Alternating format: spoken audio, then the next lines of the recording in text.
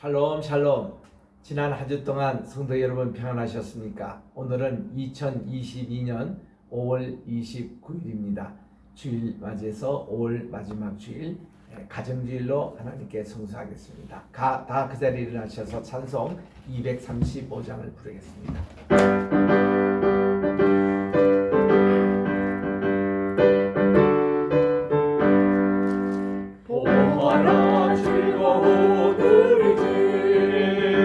밝고도 거룩한 천국에 거룩한 백성들 거기서 영원히 영광에 살겠네. 거기서 기쁘고 즐거운 집에서 거기서 영원히 영광에 살겠네. 앞서간 우리의 친구들 광명한 그 집에 올라가 거룩한 주님의 보좌 찬미로 영원히 설기네. 거기서 기쁘고 즐거운 집에서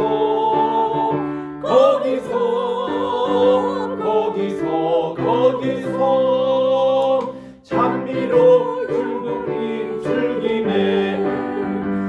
우리를 구원한 주님도 거룩한 그 집에 계시니 우리도 이 세상 떠날 때에 주님과 영원히 살겠네.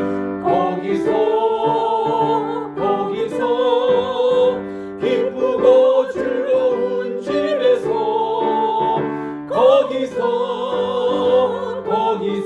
거기서 주님과 영원히 살겠네. 우리의 인생이 끝나면 영원히 즐거운 곳에서 거룩한 아버지 모시고 기쁘고 즐겁게 살겠네. 거기서 기쁘고 즐거운 집에서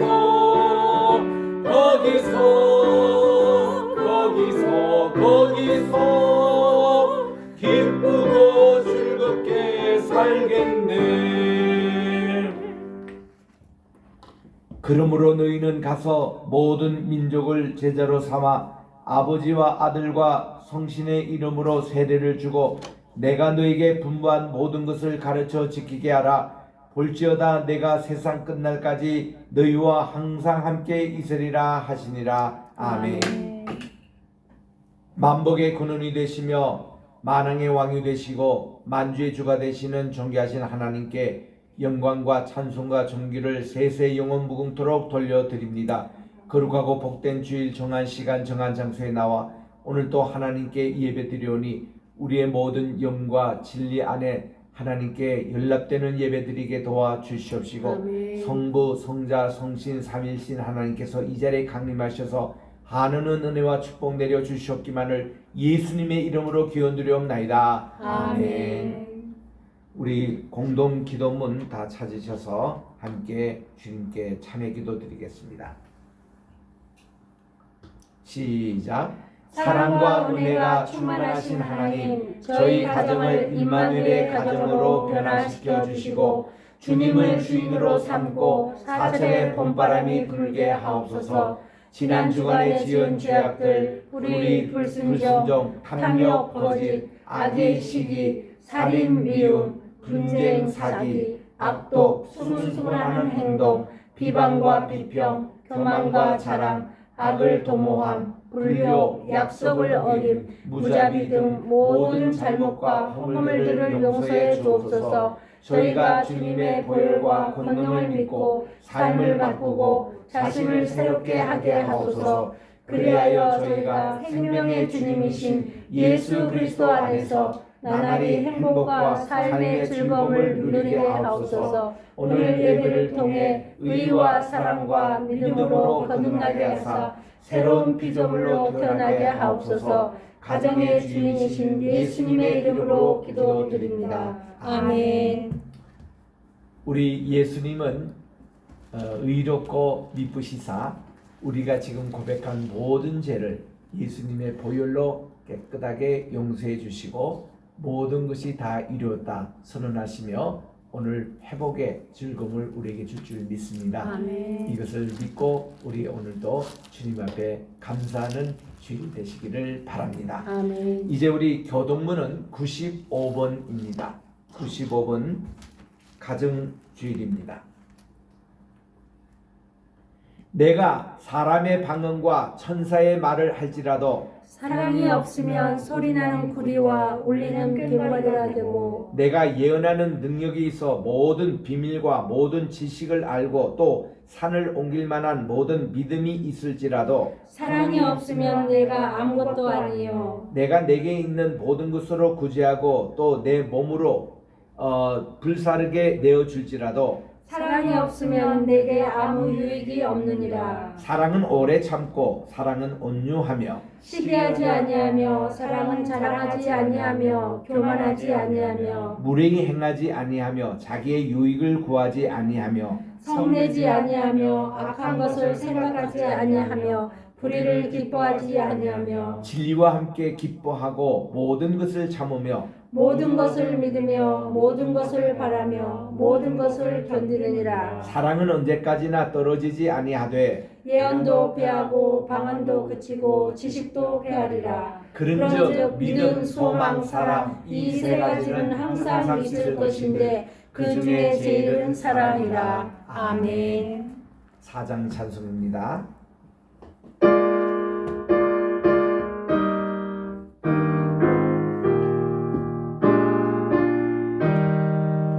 성부 성자와 성신 영원히 영광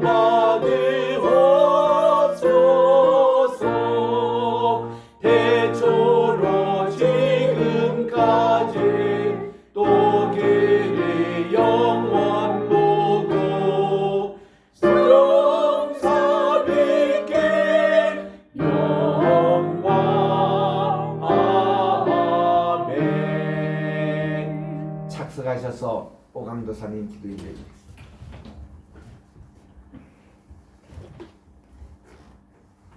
존귀와 영광과 찬송을 받으시기에 합당하신 아버지 하나님, 이 시간도 하나님 앞에 모든 영광을 올려드립니다. 하나님 아버지, 한 주간도 저희들 하나님의 은혜 가운데 거하게 하시고 하나님 이렇게 복되고 거룩한 주일을 허락하여 주신 주님 감사를 드립니다. 하나님 아버지, 정말 주님 말씀과 같이 하나님 정말 모든 것이 사랑이라 하였는데 정말 우리는 주님 앞에 예수님의 그 사랑대로 얼마나 살았는지 돌아봅니다. 하나님, 십자가의 사랑만 생각하면 우리가 아무것도 못할 일이 없는데 아버지 하나님이여, 사람의 생각으로 아버지 하나님 세상을 살아가면서 죄 짓고 악한 생각을 하며 그렇게 사는 것들이 너무나 많이 있습니다. 주님, 우리의 모든 잘못된 것을 다시 한번 주님 앞에 회개하오니 주님 용서하여 주시옵시고 예수님의 그 십자가의 사랑만 생각하고 아버지 하나님이여 승리하며 나갈 수 있는 저희들이 되게 도와주시옵소서. 하나님 아버지, 5월은 가정의 달입니다. 주님께서 가정을 돌아보게 하시고 또 우리의 가족을 또 돌아보게 하신 주님 감사를 드립니다. 아버지, 모든 것이 하나님이 주신 것인데 하나님 우리가 귀하게 여기지 않고 정말 소홀히 여겼던 것들 용서하여 주시옵소서.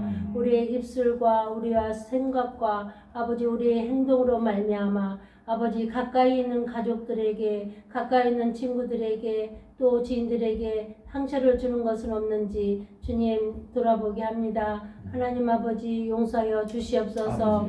아버지 남편으로부터 어린 자녀들까지 예수님의 사랑으로 아버지 하나님이여 정말 그 사랑을 실천하며 살아가는 하나님의 사람이 되기를 간절히 기도하고 원합나이다. 사랑하는 주님, 이 시간에 간절히 원하는 것은 하나님 사랑하는 우리 대한민국을 지켜주시고 여기까지 인도하여 주신 주님 감사를 드립니다. 주여 아버지 하나님이여, 주님께서 이 나라를 반드시 하나님의 나라로 세워주실 것을 믿고 하나님 저희들 간구합니다. 이제 하나님 또 지방선거들로 인해서 아버지 각 곳에 아버지가 어수선하고 정말 혼란 가운데 있습니다. 주님, 이러한 모든 것도 하나님께서 질서를 바로 잡혀주시고 하나님 우리나라가 바른 아버지 하나님이여 이 나라를 세워갈 수 있는 정말 올바른 하나님의 인물들을 세워주시기를 간절히 기도하고 원합나이다. 그래서 우리나라가 정말 평화롭고 하나님을 잘 믿는 나라가 될 수 있도록 도와주시고 또 북한에 있는 아버지 우리 하나님 주님 우리 백성들을 사랑하여 주셔서 하루속히 복음으로 통일이 될 수 있는 길을 열어 주시옵소서. 사랑하는 나의 하나님, 또 우리의 가정에 주어진 모든 아버지 우리 가족들을 사랑하여 주시고 한 사람도 예수님 몰라서 지옥 가는 사람이 없게 하여 주시고 다 예수님 잘 믿어서 천국 백성이 되게 도와주시옵소서. 하나님 아버지, 또 우리 황인시 로펌을 사랑하여 주셔서 이렇게 이곳에서 하나님 앞에 예배드리게 하시니 감사를 드립니다. 이 로펌을 축복하여 주셔서 주님께서 하시고자 하는 일을 이루는 귀한 아버지 생명을 살리는 일에 앞장서는 우리 높음이 될 수 있도록 하나님께서 모든 것을 주관하여 주시옵소서. 하나님 또 간절히 기도하고 원하는 것은 한국교회가 말씀 안에 서게 하시고 먼저 주의 종들부터 우리의 자신 모두가 하나님 돌아보게 하시고 아버지 하나님의 손가락질 할 것이 아니라 우리 자신들이 하나님 말씀대로 아버지 하나님 살아갈 때에 아버지 하나님 정말 교회들이 바로 설 줄 믿습니다. 주여 하나님, 그러한 저희들이 되게 도와주시고 교회들이 되게 도와주시고 하나님의 백성들이 되게 도와주시옵소서.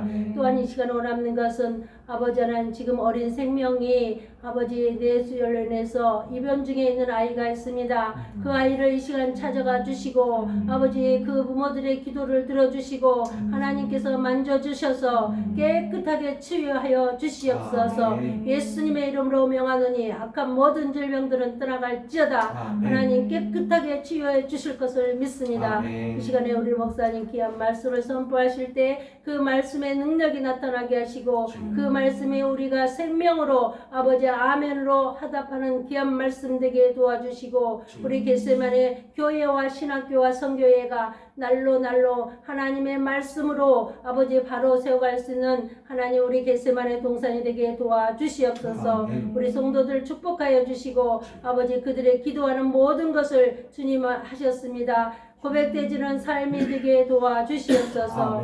감사 찬양 올려드립니다. 예수님의 이름으로 기도드립니다. 아멘.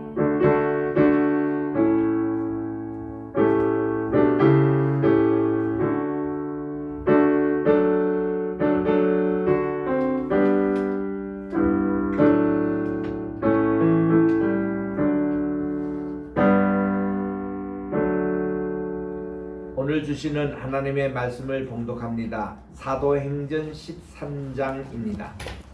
사도행전 13장.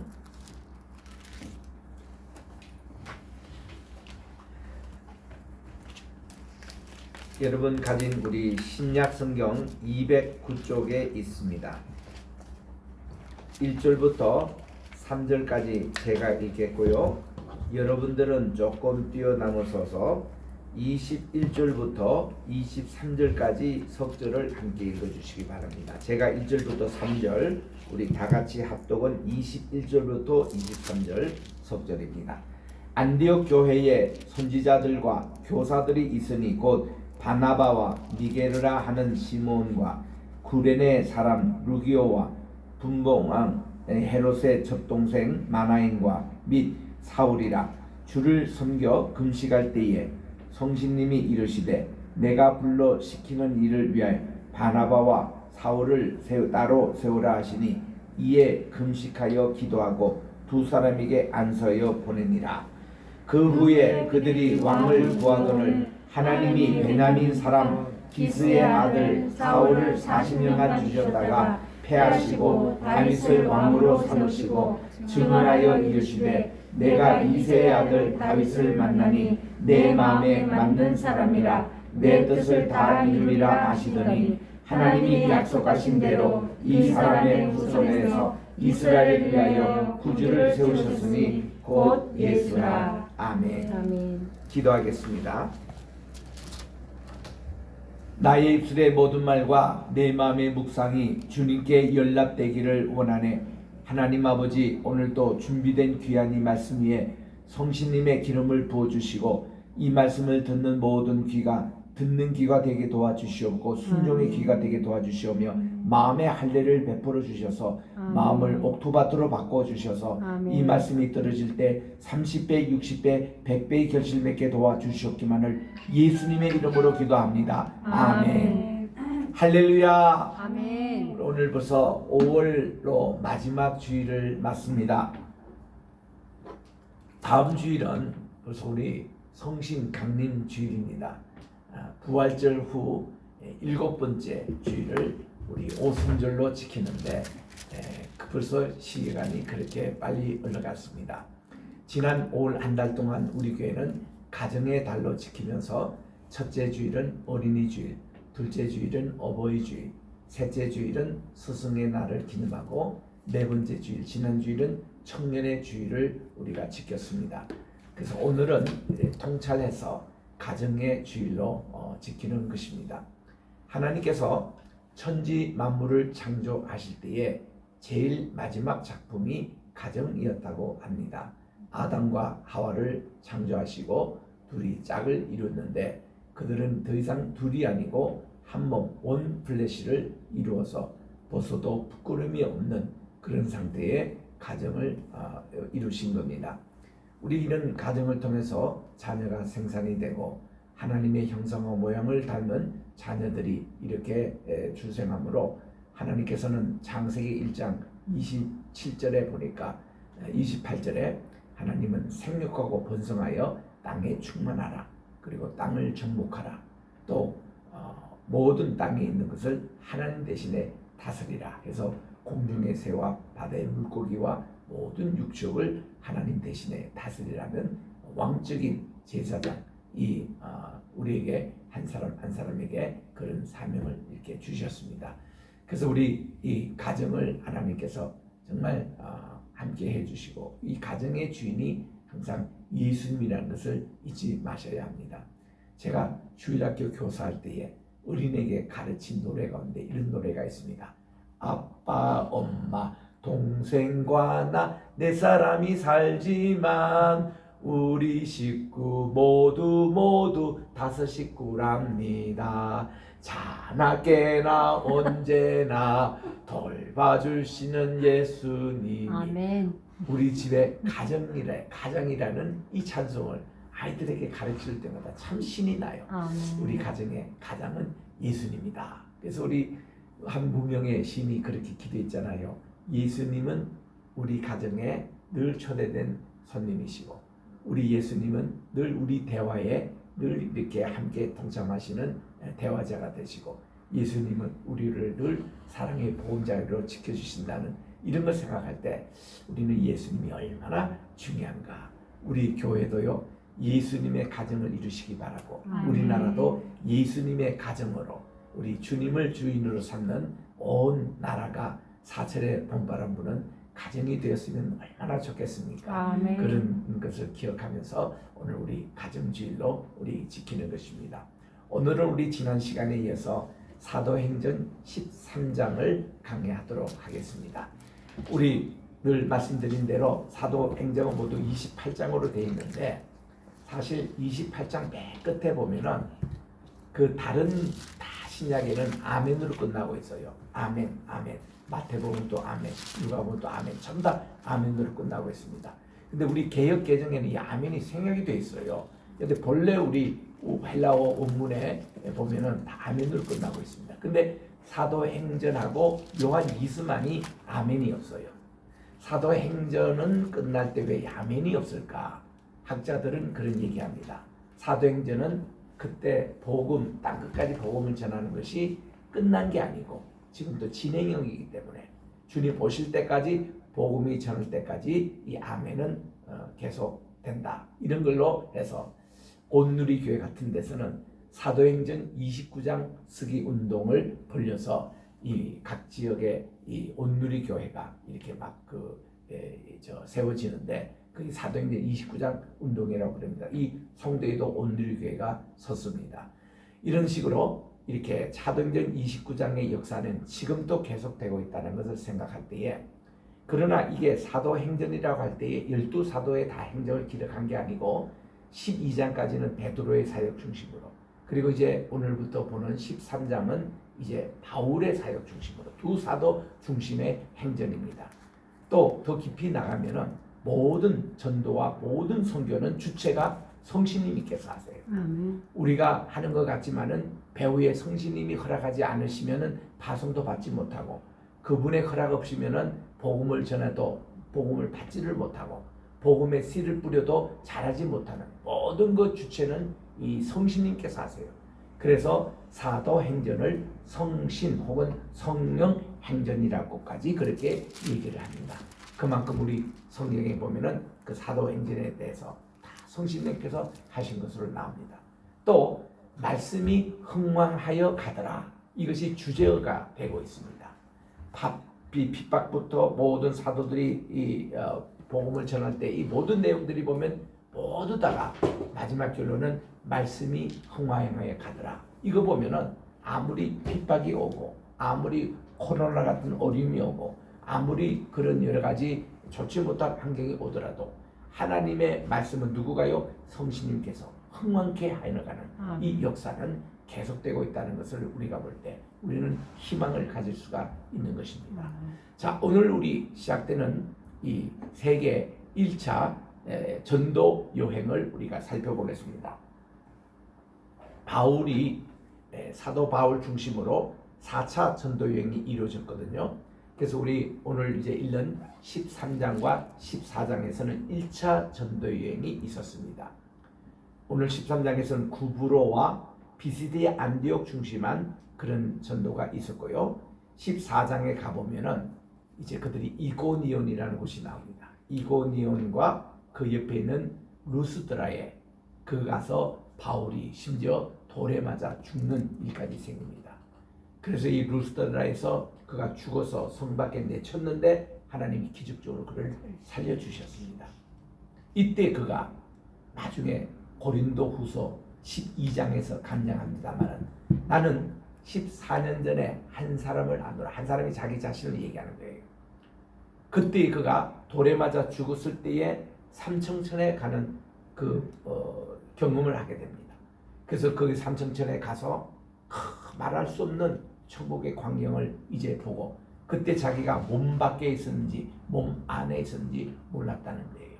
그게 뭔가니 루스에서 돌에 맞아서 5시간 내지 6시간 동안 그가 죽은 상태에 있었는데, 그래서 이제 루스드라 성 밖에서 그를 장사하려고 장례하려고 이렇게 내쳤을 때에 그때 다시 살아났던 그 경험을 얘기하는 거예요. 그 14년 후에 고린도 후서 쓸 때 그 얘기를 하는 것입니다.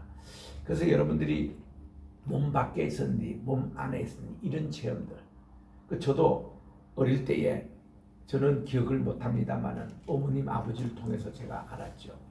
저희들 때만 해도 1950년대에 이 어떤 홍역이라는 그의 백신이 없었습니다. 그래서 홍역 걸렸다 그러면 거의 다 90%가 동네 사람들 다 죽을 때입니다. 그래서 저도 태어나서 출생 칭기도 못하고 언제 죽을지 모르니까 홍역에 걸려가 1살 좀 넘었을 때 저도 다른 애들처럼 10꽃이 피지를 못했어요. 100% 다 죽었습니다. 저도 죽었어요. 그래서 이제 어머니 아버지가 밤 11시에 죽은 저를 이제 내일 새벽기도 마치고 조용히 땅에 묻는다고 그 추운 겨울에 어른 그 땅을 이렇게 헤치고, 그리고 당신은 사각개짝으로 관을 만들어 가지고 저렇게 시신을 넣으려고 그렇게 하고 새벽기도 갔다가 오셨는데 5시 반에 제가 그 흰천 덮어놨던 아래목에서 뻘뻘 기어나와가지고 배고프다고 밥 달라고 그렇게 얘기한 그 제가 살아났어요. 그러니까 이거는 뭐 기적입니다. 내가 그때 몸 밖에 있으니 몸 안에 있으니 내가 그 표현은 못합니다만 나도 그런 죽음의 경험을 했어요. 그러다 보니까 하나님께서 제게 주신 은사는 뭔가니 신유의 은사를 주셔가지고요. 제가 이렇게 기도하면은 여러분들이 또 제가 말씀을 전하는데도 막 병이 났고 이런 역사가 그동안 많이 있었습니다. 그래서 그렇다고 제게 줄 서서 또 안수기도 받으려 하지 마시고 이렇게 주님께서 또 그런 은사를 보충하시다. 근데 한 가지는 제가 그때의 이 청력을 잊어버려가지고 평생 제가 얘기를 못 듣습니다. 그래서 나는 여러분들 참 부러울 때 보면은 오디오 듣는다고 이거 2개 쓰고 소리 나오는 거 보면 얼마나 두려운. 네 오디오가 도대체 어떤 것이? 나는 모두로 항상 들었으니까 이 귀가 들리지 않으니까. 두 번째는 핸드폰을 어떻게 여기도 하다가 또 여기도 또 합니까? 그 나는 너무 신기해. 이걸로 한번 전화 통화 한번 해봤으면 좋겠습니다. 그런 식으로 평생을 그렇게 살아왔지만은 그때 몸 밖에 있는지 몸은 안 있는지 이게 죽음의 경험을 그로부터 3번 더 했습니다. 2분은 물속에서 빠져서 죽을 뻔했는데 해운대도 요즘 날 우리 부산에 갔습니다만 근데 부산에 가면 해운대 가면 그 어릴 때 생각이 나요. 9살 때에 그때 역류라는 게 있었어요.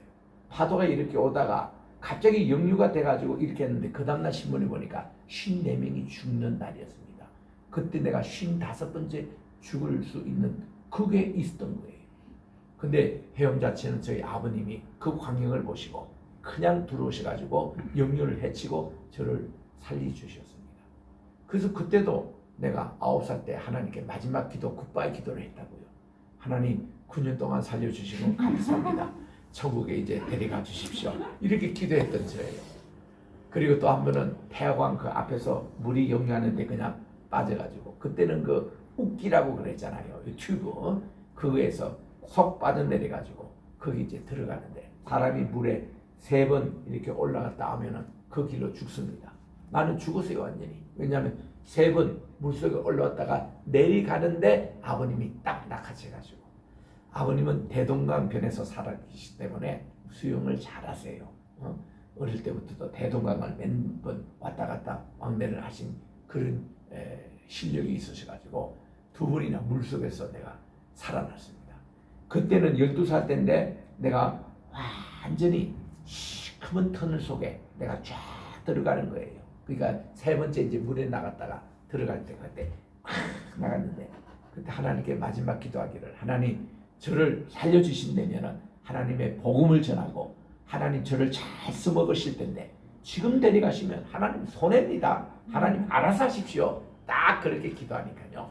갑자기 저 반대에서 큰 광경 그 눈부신 눈에도 보지 못하는 그런 광경이 쫙 역행해서 어둠의 그를 쫙 저를 어둠의 틈에서 이러고 끌어내더라고요. 그래서 뻥 뚫렸는데 아버님이 저를 탁 구출하시는 거예요. 야 그거 보고는 이 죽음의 경험이 이런 거구나. 여러분 사람이요 죽음의 경험 한 번만 해도 못 말리는 사람인데 나는 4번까지 했습니다. 저는 못 말려요. 복음을 전하고 주의를 하는데 왜냐하면 아예 나는 지금 그때 12살 이후로 지금까지 나는 오늘 또 덤으로 살아간다. 또 덤으로 살아 생명의 연장을 이렇게 해주는 이런 인생을 살아가니까요. 하루하루가 내게는 의미가 있고 정말 값지고 그리고 1시간도 헛되이 보낼 수 없는 그런 이제 시간. 왜냐하면 내가 4번째 그런 일을 당할 때 하나님께 소원기도 했거든요. 하나님 지금부터 내 욕심이나 내 그걸로 살아간다면 언제든지 데려가 주십시오. 저는 지금부터는 내 목숨이 아니고 주님께 바쳐진 목숨이기 때문에 온전히 주님을 위해서만 살게 해주십시오. 그래서 이제 갈라디아서 2장 20절에 있는 말씀대로 이제부터는 내가 사는 게 아니라 내 속에 그리스도께서 사신다고 이런 그런 관점을 가지고 지금까지 지금 살아오고 있습니다. 그래서 이제 바울도 그런 루스드라에서 이런 경험을 했거든요. 그리고는 그가 더베까지 갔다가 다시 이제 돌아오면서 이렇게 루스드라도 다시 들리고 이고니온도 다시 들리고 비시다 안디옥도 다시 들리고 이렇게 이제 그가 수리아 안디옥 교회로 돌아온 것이 그게 1차 전도여행이었습니다. 그리고는 이 1차 전도 여행 이후에 예루살렘 교회에서 사실은 바나바와 바울을 이방인을 위한 선교사로 파송행에서 모였던 것이 제일 최초 예루살렘 공의회였습니다. 요즘으로 말하면 노회, 요즘 말하면 총회라고 할 수 있죠. 그래서 이제 거기서 이 두 분이 정식으로 선교사로 임명을 받았습니다.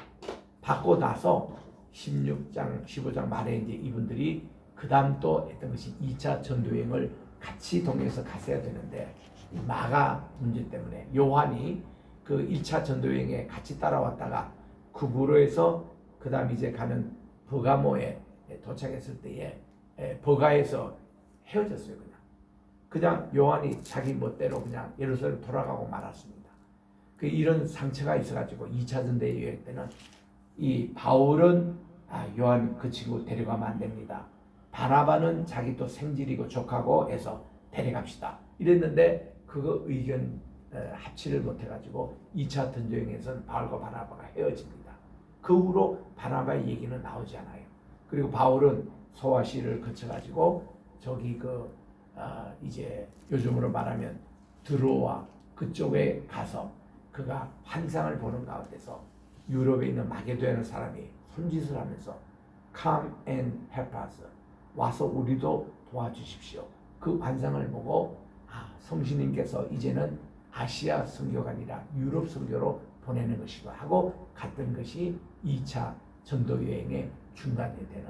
그래서 그가 빌립보 교회를 세우고 그리고 이제 데살로니가 교회를 세우고 그리고 베레아를 거쳐가지고 아테네 가서 말씀을 전하고 그리고 고린도에 가서 고린도 교회를 세웠던 것이 이게 2차 전도 여행이었어요. 그리고 3차 전도 여행은 특별히 에베소 중심으로 복음을 전했는데 에베소는 그 당시 소아시아의 수도였습니다.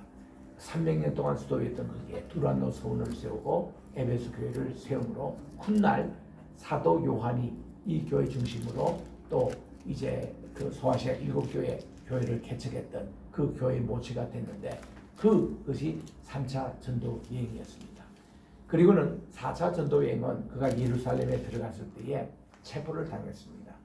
그래서 그는 이방인 교회 디아스포라 교회에서 모았던 모든 구제 헌금을 예루살렘 교회에 전하고는 그는 체포돼서 그가 이 유대인의 그 법원에서 사형 운동까지 받았어요. 그리고는 그는 로마 시민권자이기 때문에 거기서 지방 그쪽에서 아무리 사형돼도 이 시민권자는 황제에게 직접 항소할 수 있는 자격이 있었습니다. 그래서 그는 이 황제에게 항소를 했던 것입니다. 그게 이제 바울과 예수님의 재판의 차이점이에요. 예수님은 여기에 있는 지방의 최고 높은 법원인 그 빌라도 총독이 사형 온다면 그걸 이제 했습니다. 근데 바울 경우는 자기가 로마 시민권자이기 때문에 황제에게 이게 어필하면 로마까지 갈 수가 있어요. 그래서 2년 동안 가이사라에서 감옥에 갇혀 있다가 2년 후에 배를 타고 이제 로마로 가는 도중에 유루구라라는 광풍도 만나고 276명과 함께 탑승했는데 그 사람들 한 사람도 이 배도 파손했는데도 죽지 않고 몰다라는 곳에 거쳐가지고 로마에까지 다 귀착을 했습니다. 그게 그로서는 4차 전도여행이 된 거예요. 그래서 그는 로마에 가서 2년 동안이나 같은 영업당하면서 복음을 전한 얘기가 28장으로 끝납니다. 이게 4차 전도여행이라고 그럽니다. 그 중에 오늘은 1차 전도여행을 이제 보도록 하겠습니다. 1절부터 3절입니다. 안디옥 교회에 대언자들과 교사들이 있었습니다. 이들의 이름까지도 나와요. 이 교회를 이끌었던 지도자 바나바가 있었습니다. 이 교회를 개척한 분이에요. 니게르라고 하는 시몬이 있었습니다. 또 구레네 사람 루기오가 있었습니다. 그리고 분몽왕 헤롯의 젖동생 마나인, 헤롯 왕으로 말하면은 자기의 젖동생 뭡니까? 아우가 되겠죠. 그리고 사울이라는 이 두 사람이 지도자였습니다. 이들이 주님을 섬기고 금식할 때에 성신님께서 이렇게 말씀을 합니다. 내가 불러 시키는 일을 위하여 바나바와 사울을 따로 세우라. 이방인 선교사로 세우라는 겁니다. 그래서 그들이 금식하고 이 두 분을 안수해서 이제 선교사로 파송하게 되는 것입니다. 이 안디옥 교회 여기에 이런 귀한 지도자가 있었다. 우리 11장에서 보았지만 안디옥에서 비로소 사람들이 예수 믿는 사람을 그리스도인이라고 칭했다고 했습니다. 이 크리스찬이라는 이름은 참 좋은 뜻입니다. 크리스찬, 이 그리스도를 믿는 사람들이라, 이런 뜻으로 이 안디옥 교회에서 11장 26절에서 그렇게 불림을 받았거든요. 우리도 한국 사람들이 예수 믿는 사람을 뭐라고 했는가 하니 예수쟁이라 그랬습니다. 이 쟁이라는 뜻은 장인의 그 어떤 사투리, 이 평양도식의 발음인데, 그 우리가 보면은 대장장이라든가, 그죠? 또 금속 세공업자라든가 이런 분을 다 장인이라고 그렇게 얘기하지 않습니까? 그런 식으로 예수에 미친 사람, 예수를 믿는 사람, 이런 것을 예수쟁이라 그렇게 얘기를 한 겁니다. 그런 거는 조금 비속적인 언어라고 할 수 있는데, 그리스도인 하면은 그는 좋은 의미의 안디옥에서 그렇게 불렀던 것입니다. 그래서 하나님께서 교회 진리를 가르쳐 주시는데, 이런 여러 사도들 또 여러 교사들이 이렇게 한데 묶어서 안디옥 교회를 세워갔다는 것입니다. 에베소서 4장 11절에 보니까 주님께서는 어떤 사람은 사도로 세우시고, 어떤 사람은 대언자로 세우시고, 어떤 사람은 복음 전환자로 세우시고, 어떤 사람은 목사 즉 교사로 세우셨다 이랬는데, 이들의 모든 것이 그들의 성도를 온전케 하며 봉사의 일을 하게 한다고 했습니다. 그래서 이 안디옥의 이 동역자들이 그런 동역의 일을 했습니다. 이 5명의 대언자들과 교사들이 이렇게 금식한 이유는 일꾼을 세우기 위함이었습니다. 그래서 우리들도 교회 이렇게 직분자를 세우실 때 금식 기도하며 하나님의 뜻을 묻는 게 원칙입니다. 이렇게 해서 그들이 금식할 때에 성신님께서 말씀해 주십니다. 특별히 이 바나바와 이 바울을 세워서 이 복음을 전하게 하라. 지금 이 두 분은요, 이 교회 지금 주추돌입니다. 이분 두 분이 빠지면은 이 교회가 안 될 만큼 그렇게 안디옥 교회의 중추적인 분인데, 이 두 분을 이방인을 위한 선교사로 파송하도록 그렇게 보내서 그들이 이들을 구별하여 안수하고 해외 선교사로 이제 파송을 하는 것입니다. 그러니까 이들은 두 분이나 해외 선교 파송을 받았거든요. 첫 번째는 안디옥 교회에서 그렇게 받았고, 두 번째는 1차 전도여행 갔다 온 이후 예루살렘 교회 가서 또 안수식을 또 받았습니다. 예루살렘 그 노예에서 받았습니다. 그래서 4절에 갑니다. 4절부터 12절에 이들이 구브로라는 섬에 갑니다. 4절에 두 사람이 성신님의 보내심을 받아 실루기아에 내려가서 거기서 배를 타고 구브로에 갔다 그랬습니다. 구브로 하면은 오늘날로 말하면은 키프로스예요. 키프로스를 영어로 읽으면 사이프러스 그렇게 얘기합니다. 여러분 그 인터넷 같은데 검색해 보면 사이프러스 혹은 키프로스 이거 치면요, 이 세계적인 관광지로 소개되고 있습니다. 여기는 지중해에 있는 터키와 그리스 사이 가까이 있는 섬이거든요. 지금은 독립된 나라입니다. 따로 키프로스 나라가 독립으로 있습니다. 예전에는 이 섬이 반으로 나눠져 가지고 이쪽은 동쪽은 서터키 쪽이고 서쪽은 그리스 양분돼 있을 때도 있습니다.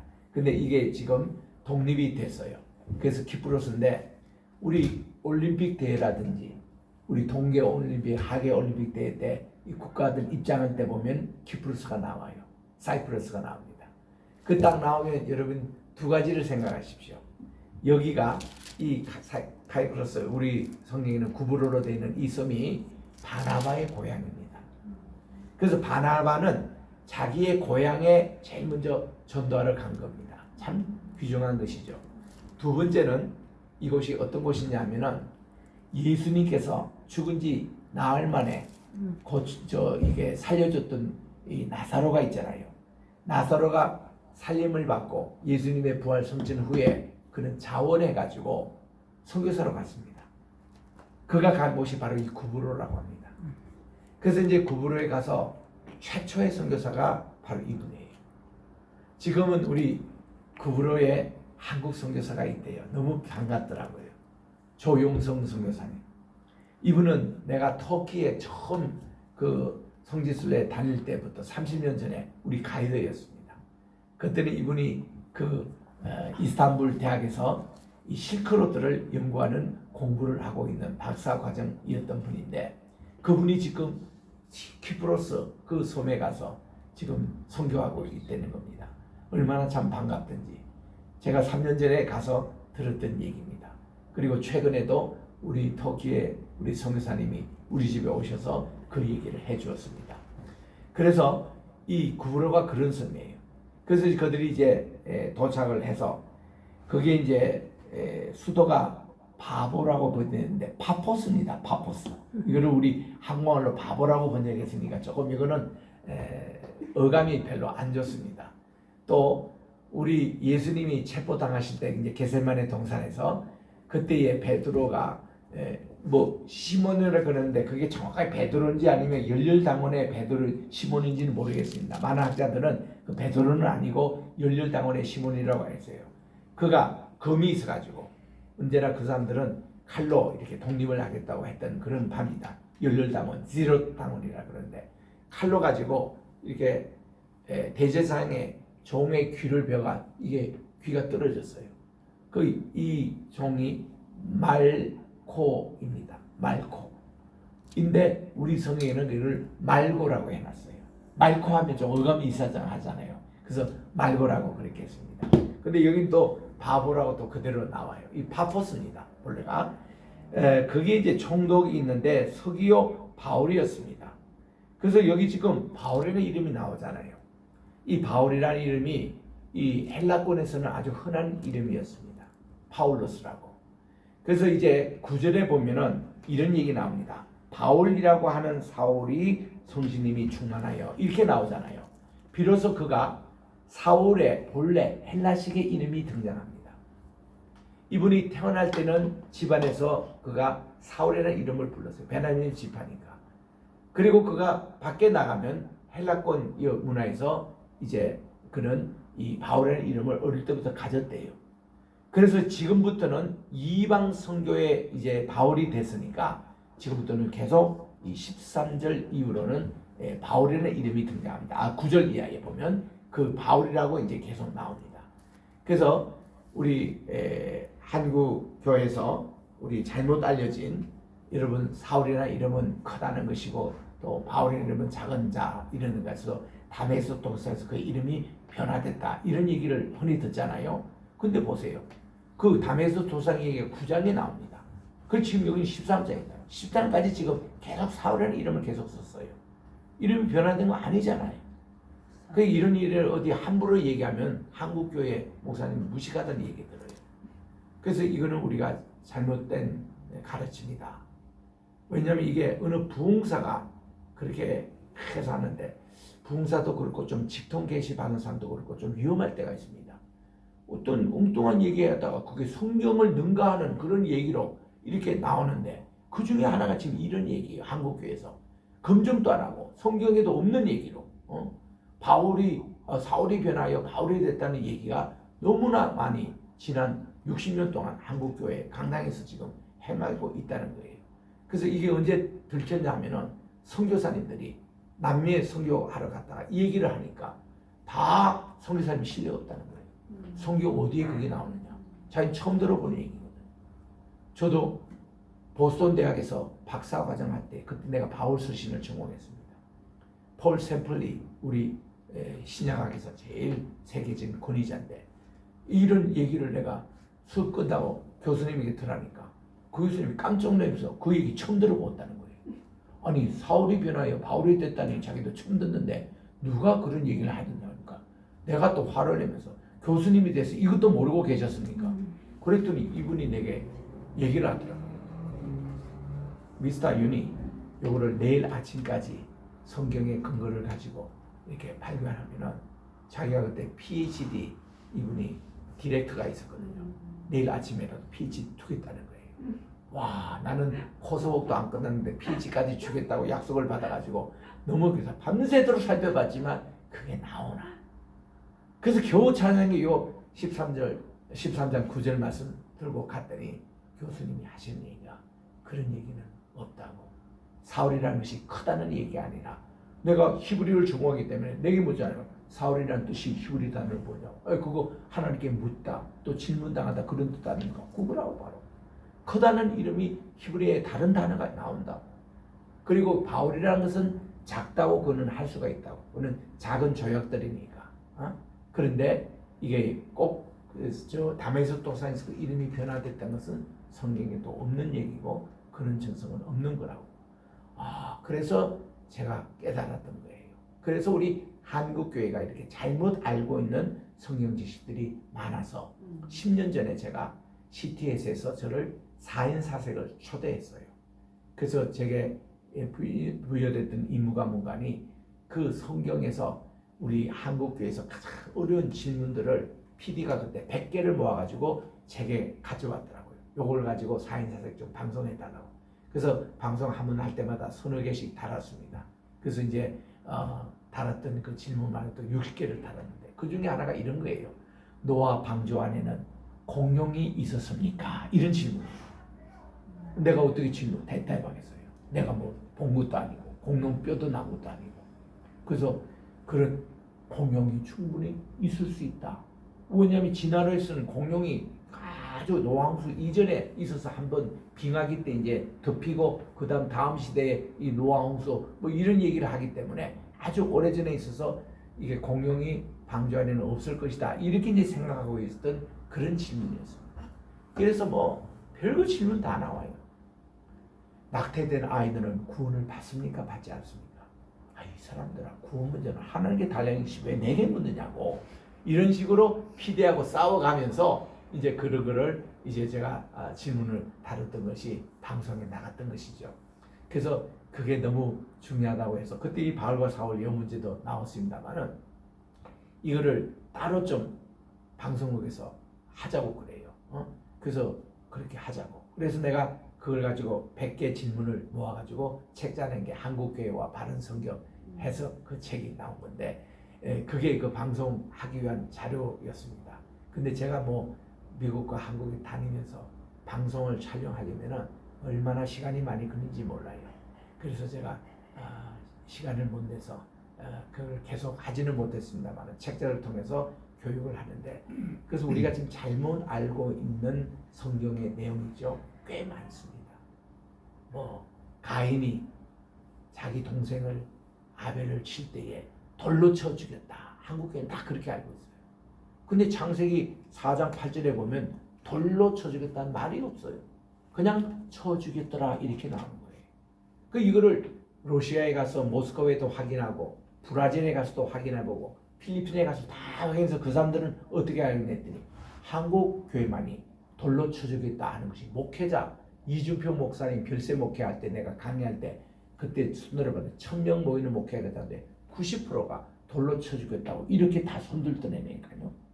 그 성경에는 돌로 쳐 죽였다는 말이 없는데 그래서 내가 필라델피아에 오신 신청희 목사님 물어봤습니다. 아니 한국교회가 어떻게 이렇게 알고 있더니 그분이 실토를 하시더라고요.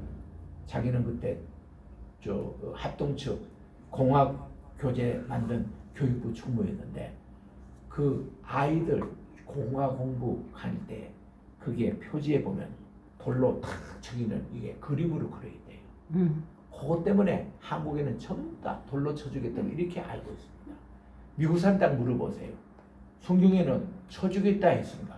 주먹으로 쳐주겠는지 나무로 쳐주겠는지 돌로 치는지 그거는 나오지 않는다는 그냥 낙하라는 히브리 말에 나와요. 그냥 쳐주겠다 이런 말이에요. 우리가 이렇게 잘 모르는 잘못 알고 있는 이게 한국교회만 이렇게 알고 있는 교회가 많은데 그 중에 하나가 사울이 변하여 바울이 됐다는 이건 내용입니다. 그래서 내가 어느 교회 이거를 설계했더니 분위기가 냉담하더라고요. 알고 보니까 그 목사님이요 한 달 내내 이 설교를 하고 있었는데 내가 와서 그게 가짜다 아니다 가짜 정보다 이랬다니까 교회가 냉랭할 수밖에. 그러나 교인들은 고개를 끄덕끄덕하는 거죠. 실제로 뭐 성경에 없는 얘기를 우리가 잘못 알고 있었으니까 그러면 고쳐줘야죠. 역사 얘기도 마찬가지고 잘못 알고 있으면 고쳐주는 게 또 우리 학자의 역할 아니겠습니까? 그 중에 이 9절 이 말씀 그리고는 여기에 보니까요 서기오 이 바울입니다. 이분도 바울의 이름이 이 총독이 말씀을 열심히 경청하는 거예요. 그런데 그 중에 말이죠, 이 박수가 있었습니다. 여러분, 이 거짓 선지자 박수인데 저 6절에 보니까 이 바보스에 이르는데 바예수라는 거짓 선지자도 만났고, 또 총독 서기오 바울과 이렇게 성경 공부를 가르치고 있는데, 이 박수 엘루마라는 이름까지 나옵니다. 이거 들어오면 박수다. 여러분, 박수와 무당의 차이가 뭡니까? 제가 적어도 들었던 얘기는 뭔가니, 무당이라는 것은 여성들에게 주로 얘기하는 것이고, 남자 무당을 박수라고 부르더라고요. 맞는지 모르겠어요. 내가 이거 삼각산에 가서 내가 들은 얘기인데, 그 남자 무당이래요. 이 사람 이름이 여기 이름까지 나옵니다. 그 엘루마라고. 그래서 이가 그 서기오 바울 이 총독에게 이 바울의 얘기를 믿지 못하게 막 얘기를 했습니다. 그때 바울이라는 사울이 성신이 충만하여 그를 보고 말하기를, 모든 간사와 악행이 가득한 자요, 마귀의 자식이요, 모든 의의 원수요, 주님의 바른 길을 굳게 하기를 그치지 않겠느냐. 보라, 주님의 손이 내 위에 있으니 내가 소경이 되어 얼마 동안 해를 보지 못하려고, 이렇게 했습니다. 그랬더니 이 엘루마가 즉시 눈이 어두워가지고 보지를 못하고 막 이제 더듬고 난리예요. 이거를 보고 서기오 바울이 더 확신했습니다. 아, 복음의 능력, 나도 예수를 믿겠노라고. 이렇게 해서 이 구브로 섬이 난리가 나버렸습니다. 주님의 복음으로. 그러니까 바나바는 얼마나 기쁘겠어요. 자기 고향에 있는 총독까지 예수를 믿게 되고 얼마나 좋겠습니까? 그런데요, 왜 요한이 예루살렘으로 그냥 돌아갔을까? 여기서 이제 그들이 구브로섬에서 떠나서 배를 타고 버가라는 곳으로 갑니다. 이 버가가 뭔가니, 이제는 바울의 고향 쪽으로 가는 거예요. 지금 첫 번은 구브로의 이제 섬, 이거는 바나바의 고향이고, 이제는 요게 섬을 떠나서 이 육지로 들어가면은 오늘날 터키 남방에 있는 그게 버가라는 곳에 들리면 이제 거기는 바울의 고향권입니다. 다소가 이제 고향이고 길리기아 섬의 출신이었으니까. 그런데 그때에 예루살렘에 어떤 요한이 두 분에게 그냥 작별하고 그냥 떠나갑니다. 여기에 대해서 바울은 굉장히 화가 나 있었어요. 그래서 2차 전도여행 때 데려가지 않았죠. 근데 이제 자기 삼촌은 바나바는 넓은 마음으로 데려가자 이렇게 했던 것인데, 왜 떠나갔을까? 학자들이 몇 가지 의견을 내놓습니다. 아마도 문화적인 충격이 있을 것이다. 또 아니면은 여행에 어떤 어려움이 있어서 떠날 것이다. 이런 얘기하는데, 그러나 저는 이런 해석을 좋아합니다. 요한이, 마가라고 하는 이 요한이 왜 예루살렘으로, 그 젊은이가 요즘은 10대입니다. 이 젊은이가 왜 떠났을까 할 때는, 그가 이 금방 구브로섬에서 봤던 할례 받지 못한 이방인들이 예수를 믿고 할례 받은 유대인들처럼 같이 이제 신앙생활하고 같이 식사를 하고, 이게 그가 정리 안 됐던 거예요. 그래서 그는 정결예쁨으로 고사원에 다녔던 유대인인데, 그가 이런 이방인들이 막 예수 믿고 이런 역사가 일어나니까, 그래서 아예 지금 소아시아 지방, 터키에서 전도하기 전에 그는 도망가 버렸다는 이 해석이 굉장히 유력합니다. 그래서 이제 그 요한은 가버리고 바울과 바나바 중심으로 이제 그들이 갔던 곳이 비시디아 안디옥이에요. 우리 한번 따라합시다. 비시디아 안디옥. 비시디아 안디옥. 우리 또 본래 이게 그들이 파송했던 교회를 따라합시다. 시리아 안디옥. 시리아 안디옥. 네, 시리아는 우리 그 성에 보면 수리아 안디옥으로 나옵니다. 수리아 안디옥이 오늘날 말하면 시리아 안디옥이에요.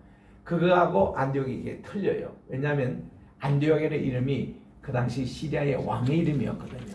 그 왕의 이름으로 안디옥이라는 이름이 4군데나 그 당시 있었답니다. 그 중에서 이 지금 안디옥 교회 우리 흔히 할 때 얘기하는 이 수리아 안디옥, 그것은 남쪽에 있었고, 여기서 이제 북쪽에 있는 오늘날 터키에 있는 것입니다. 거기 있는 교회가 비시디아 안디옥인데, 이 비시디아 안디옥이 가보면 동네가 참 큰 동네였습니다. 제가 여기 처음 갔을 때만 해도 30년 전만 해도 별로 발굴이 안 돼가지고 이 동네 크기를 잘 몰랐는데, 지금 가보면 발굴이 많이 돼가지고 로마식의 그러한 거리라든지 시장이 있고 원년극장이 있고 그리고 회당이 있고 이게 로마식의 또 수색 이 화장실도 있고 또 이렇게 목욕탕도 있는 그게 다 갖춰진 굉장히 큰 도시가 비시대 안디옥이었습니다. 바울이 도착했을 쯤 200년 전에 유대인들이 2,000명이나 대거 여기 디아스포라 와서 정착을 했다고 그래요. 그래서 가보면 회당도 아주 큽니다. 근데 바울은 항상 보면 대도시 중심으로 전도를 많이 다녔어요. 대도시 가는 데서도 그가 꼭 회당이 있는가 그부터 찾았습니다. 왜냐하면 유대인의 회장, 유대인에게 먼저 복음을 전하면서 이방인에게 복음을 전했던 것이 그의 선교 정책이었거든요. 그래서 이 비시대 안디옥에 있는 회당 예배에 간 겁니다. 회당 예배 보통 시작을 이래요. 회당 예배 딱 시작되면 쉐마를 낭송합니다. 그리고 그들이 찬미가가 있어요. 그리고 그날 읽을 성경 분량이 있습니다. 창세기에서 그때 그 매주마다 읽을 그 분량을 말씀을 이제 읽습니다.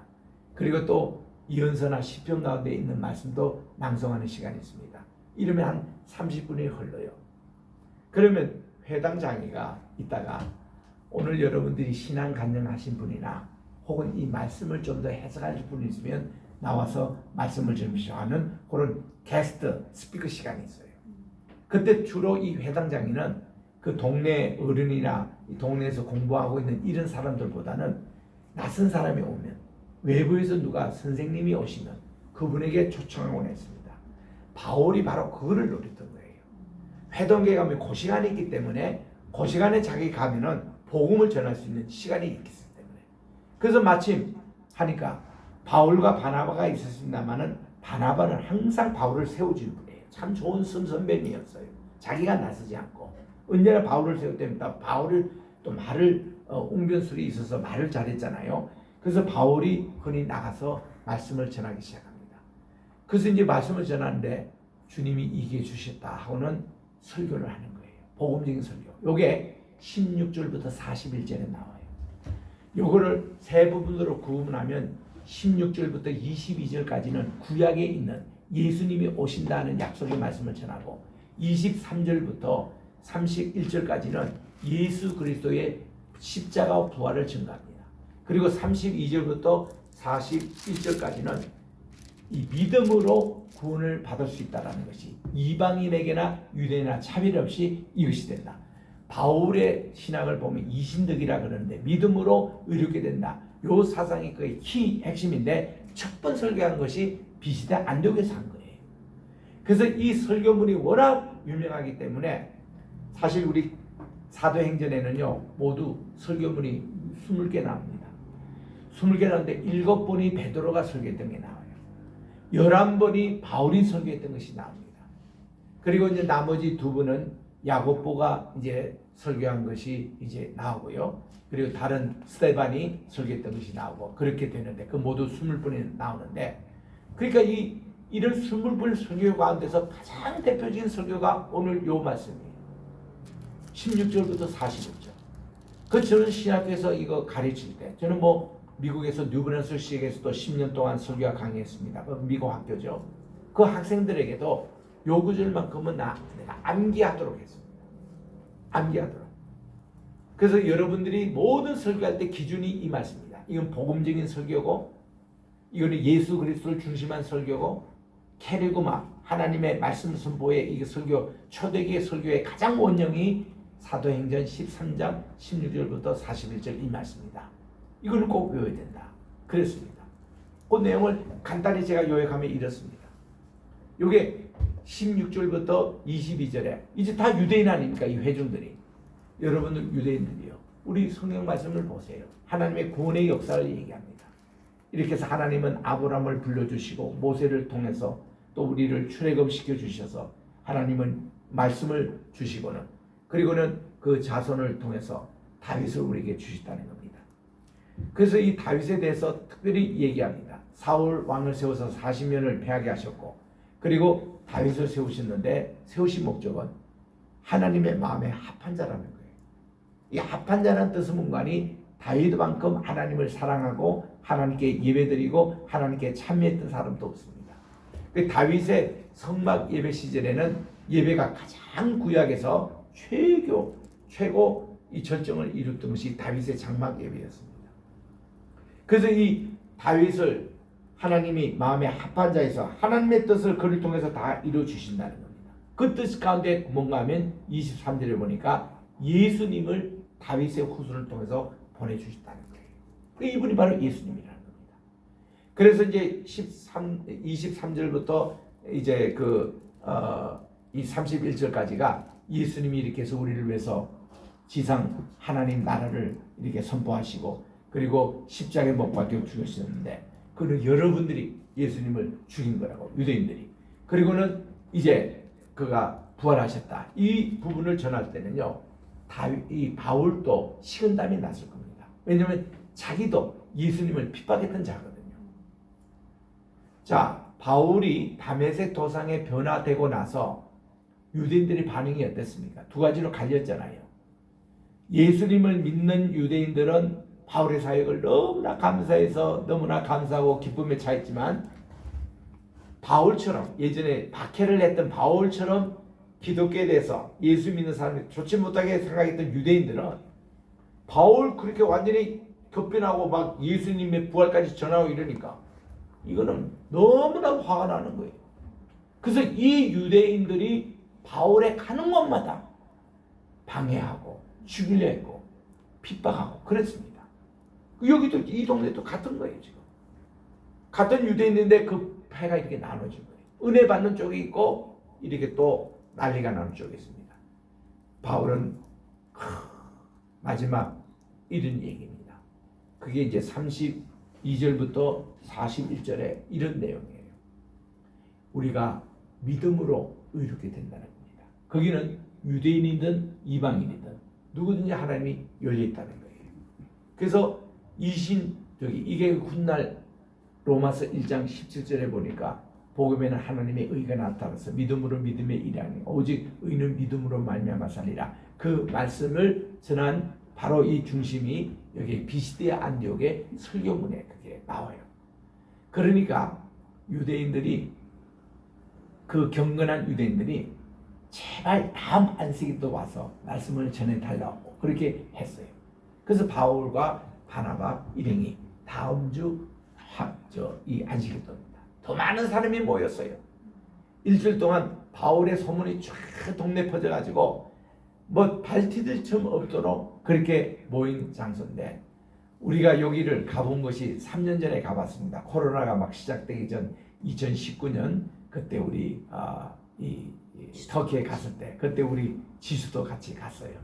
그 여기 가서 사진 찍고 걷는데 야 지금 가니까 회당도 많이 복구가 돼가지고 상당히 그게 가득 차면은 한 1000명 정도는 모일 수 있는 큰 회당이더라고요.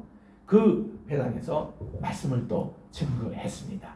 그랬더니 거기에 이제 많은 분들이 또 바울을 따라서 예수를 믿는 유대인들이 생겼고 또 바울을 반대한 세력은 이거 빨리 우리 성을 떠나달라고 또 난리가 났습니다.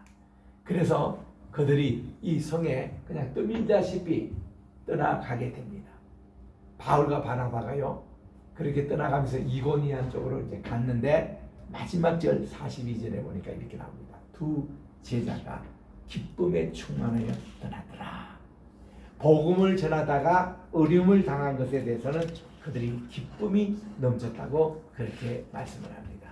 이렇게 해서 오늘 1차 전도여행은 아직 중간밖에 못했어요. 이제 다음 14장에 계속 이고니안에서 무슨 일이 일어났는지 루스더에서 무슨 일이 있었는지 더베까지 갔다가 다시 돌아오는 행로는 계속됩니다. 그래서 우리 앞으로 우리 4차 전도여행을 통해서 이 하나님의 복음의 역사가 어디까지 땅 끝까지 전해졌는지 이것이 이제 오늘날 어디까지 한국까지 전해졌고 한국에 전해진 복음이 다시 우리는 백투 제루살렘 예루살렘에 다시 우리가 역수출하는 그런 사명을 지금 어떻게 하고 있는지 계속 우리 사도행전을 통해서 우리 살펴보려고 합니다. 기도하겠습니다. 하나님 아버지 감사합니다. 오늘 특별히 가정의 주간을 맞이하고 특별히 이렇게 사도행전 13장을 통해서 비시대 안디옥에서 말씀을 전한 것을 기억하면서 우리가 의롭게 되는 것이 예수 그리스도를 믿음으로 의롭게 되는 이신칭의의 그 귀한 설교문을 들었으니 이 말씀 우리가 깊이 간직하여 세계 선교를 할 때나 전도할 때 귀하게 사용하게 도와주시옵기만을 예수님의 이름으로 기도드립니다. 아멘. 찬송가 505장을 부르겠습니다.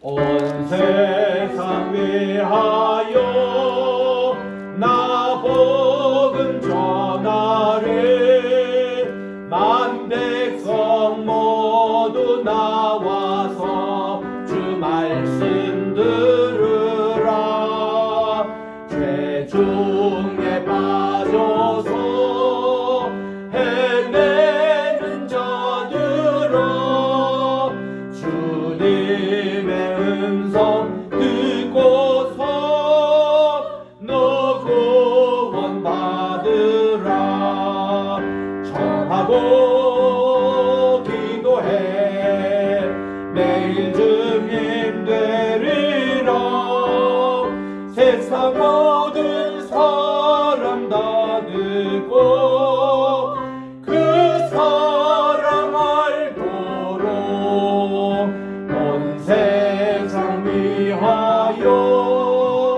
이 복음 전하리 저 죄인 회개하고서 주 예수 믿으라 이 세상 구하려 주 돌아가신 것 나 증거하지 않으며 그 사랑 모르리 전하고 기도해 매일 증인 되리라 세상 모든 사람 다 듣고 그 사랑 알도록 온 세상 위하여 주의 임하니 주 예수 이름이 믿어 이 복음 전하자 먼 곳에 나가서 전하지 못해도 나 어느 곳에 있든지 늘 기도 힘쓰리 전하고 기도해 매일 증인 되리라 세상 모든 사람 다 듣고 그 사랑 알도록 하나님 아버지 오늘 가정주의를 맞이해서 주님 복음 안에 예수님을 가장으로 모시는 모든 임마누엘의 가정이 되게 하여 주시고 주님께서 베풀으신 귀한 사랑을 감사하여 오늘 또 10의 1조 또 선교의 헌금 또 감사의 예물 주님 앞에 각종 헌금을 드리는 손길 위에 하나님 축복 내려 주시옵시고 하늘 창고에 쌓아두셔서 복음 전하는데 귀하게 사용하여 주시옵기만을 예수님의 이름으로 감사하며 봉기도 드립니다. 아멘. 일어나셔서 1장으로 하나님께 손을 드립니다.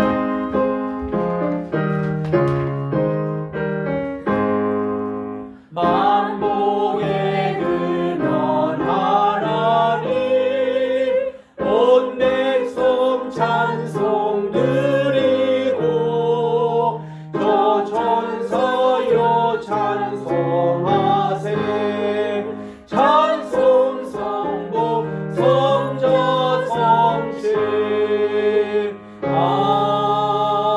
아멘.